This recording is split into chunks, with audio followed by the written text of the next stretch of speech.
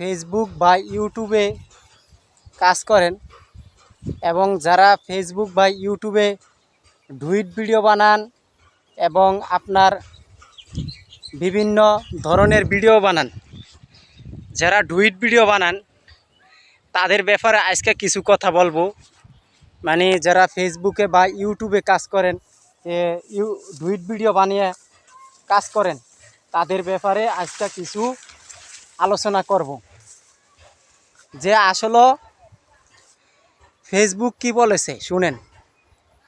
যারা ডুইট ভিডিও বানায়, হ্যাঁ, তাদের ব্যাপারে আজকে ফেসবুক কি বলেছে কথাটা শুনেন। কেউ স্কিপ করবেন না, আবার কেউ ভিডিওটা ধাক্কা দিবেন না।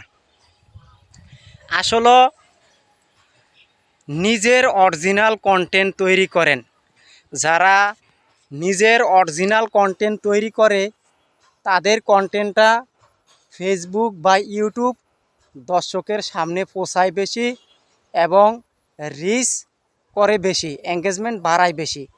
আর যারা ডুইট ভিডিও বানান তাদের ডুইট ভিডিওর ভিতরে সমস্যা হবে এবং কি আপনার ডুইট ভিডিওর ভিতরে আপনার রিকমেন্ডেশন প্রভাব পড়তে পারে বা আপনার মনিটাইজেশনের উপরে প্রভাব পড়তে পারে, আপনার পেজের উপরে প্রভাব পড়তে পারে এবং কি আপনার আইডির ভিতরে সমস্যা দেখা দিতে পারে যারা ডুইট ভিডিও বানায়।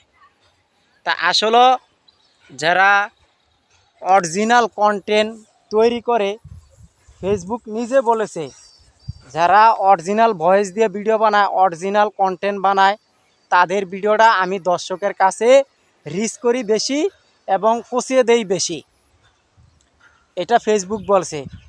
এখন আমাদের সমাজে কিছু কিছু কন্টেন্ট ক্রিয়েটর আছে, তারা ডুইট ভিডিও বানায়, ডুইট ভিডিও বানিয়ে এরপরে নিজের পেজ বা আইডির ভিতরে দেয়। এখন ভাই কথা হইল, আপনারা সতর্ক হয়ে যান।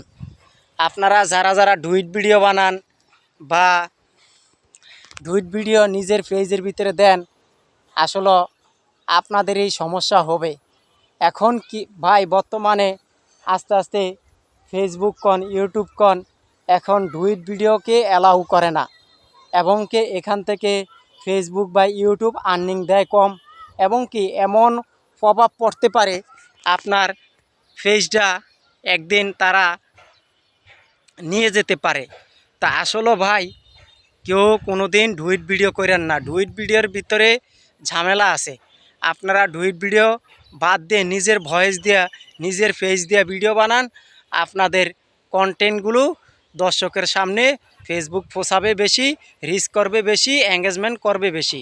বুঝছেন ভাই, কেউ ডুইট ভিডিও করেন না, ডুইট ভিডিওর ভিতরে সমস্যা হবে, ডুইট ভিডিও করলেই সমস্যা হবে।